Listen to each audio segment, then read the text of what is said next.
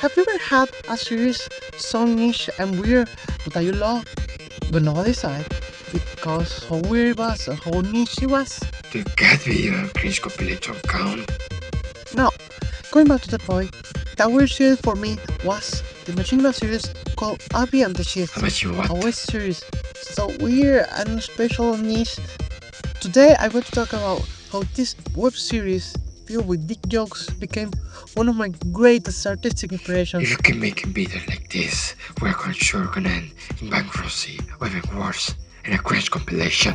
At the end of the 90s, at the beginning of 2000s, the internet was a wild and uncharted territory. Among the endless stream of cat videos and blooper reels, a new genre of art was created, using existing graphic engines of video games and video game assets to create stories. Gameplay of multiplayer games like Quake were used to record narrative, similar to a movie or a series. This unique form of storytelling and audiovisual production was called Machinima. Movies with video games. That's so stupid. What's next?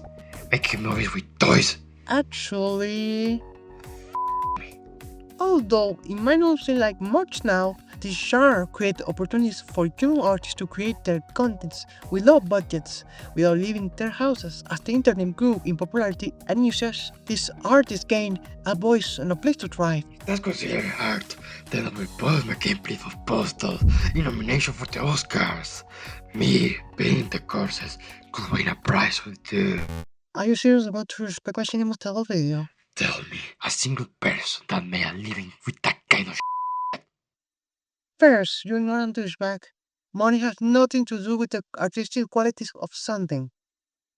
Second, in the 2000s, one of the Machinima was a big success. It was called Red vs. Blue, a comedic series using the Halo Combat Evolved game. The series began as something very simple, but grew into an ambitious project where creators began crafting the horror scenes using CGI. The production company Roster T expanded thanks to its success, and nowadays they produce all kinds of content. The company has become a triumph in its own right. So Red vs. Blue is this supposedly web series that you love so much. No, but it's closely related. Get to the point. Okay, the success of Red vs. Blue cultivated a vibrant community in the creation of Halo Machinimas of various forms. There was one in particular that was remarkably unusual. More weird and cringe than watching people play pretend in a video game. Could it get even more gay? Is that even possible? The Machinima was Master Chief sucks at the Halo, Hello, I am Master Chief. a series where a toy version of the Master Chief was a sentient toy communicating through a computer voice while playing Halo. Are you telling me that the series contained not only scenes made in a video game, but also scenes made with toys? Yeah, and it was very creative and unusual. It's completely stupid, so more likely. The series heavily relied on edgy 2000 raunchy humor and edgy jokes, but despite its rough around the edges appearance, the series was a diamond in the rough. Its nature as a simple and absurd joke where the legendary Master Chief was terrible at the very game he started, it was hilarious. What kind of plot could something that stupid have? The plot revolved around Master Chief, an action figure that comes to life every time its owner leaves the house. During his free time, he enjoys playing Halo, but despite being an action figure of some heroic, he has the personality of a 2009 noob troll, possessing an abysmal low IQ and an offensive demeanor that make him an asshole more of the time. So it's Toy Story with a college student budget and cursing. More or less.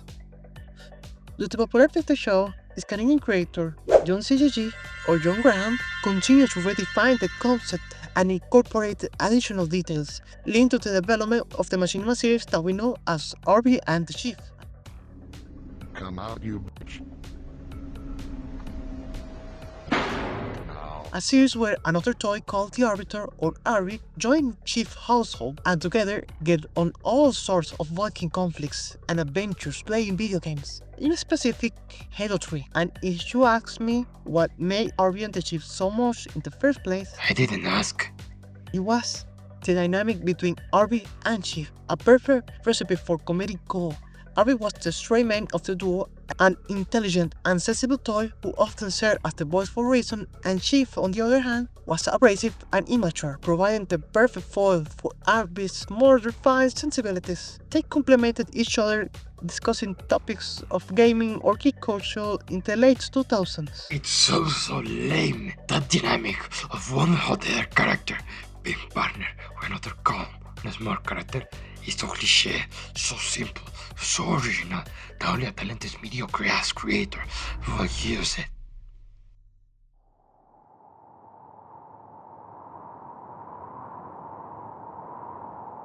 The first season maintained an episodic comedy structure, but as the series progressed, John CAG introduced an array of additional characters, each with their distinct personalities and quirks.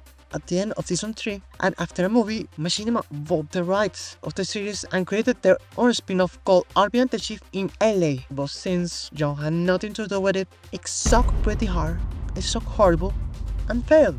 Machinima gave the rights back to John, which continued to create season 4, which was a lot of fun and brought back its fan base.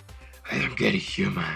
You seem like one of those annoying pretentious douchebags that like pretentious I have no respect of you because of that. But wow, a 2000 comedy show about two toys playing video games inspires you. When I look at movies I always look for that death, explosion, guns, and I can see it here. What's so special about this show and why you keep disappointing me being so Well, to be honest, I love the Halo franchise with all my heart. The games, the lore, the art style, they were a big part of my childhood.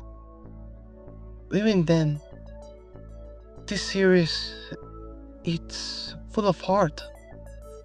It has its own unique style, and its humor and obscenity of varieties. It doesn't back down of any of it. It doesn't care about audience retention or being viral or audience of any of that bullshit. It's just what it is, and I love it for it. You swearing? That's new. Well, so that's it? You think it's awesome because it gave you nostalgia? Are you serious? No, it's not like that.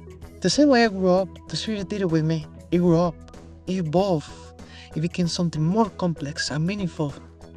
The dynamic between Chief and the Arbiter forming the backbone of the show's evolving narrative, allowing John to delve into more complex storyline. From season 5 and onwards, its storytelling matured. It became serialized while maintaining its humor. It started to build its world and characters.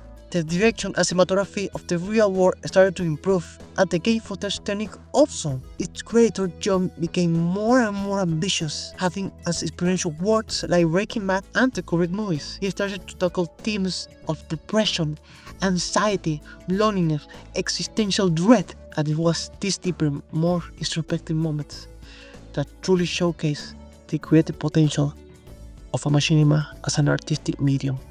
Well, maybe it doesn't sound so bad after all. With only some toys and a video game, John created characters that I could connect with, created storylines that I could be invested, creating moments that I almost died laughing. His unwavering commitment to pushing the boundaries of Machinima inspired me, and if he can do such things by himself, if he could create his own art and share it with the world, I see. and that's why Arby N The Chief is one of the best web series for me. It's a testament on how creativity and self-expression can come from anything but yourself, and how come from nothing you can create something special and meaningful. So yeah. Well, I see it now. That's pretty neat if you put it like that. Still, I think I'm not convinced. I think that Activate. What the fuck? Turn that down. Moonwall. Chief, I'm trying to concentrate on this. Louder. Take it.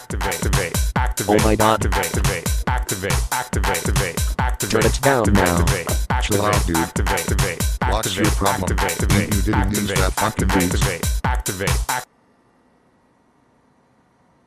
I noticed it's a very lyrical piece. Yeah. It's called Activate.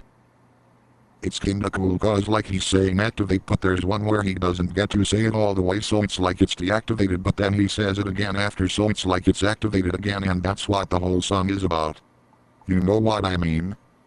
It's pretty deep and metallic if you think about it. Takes music in a bold new direction.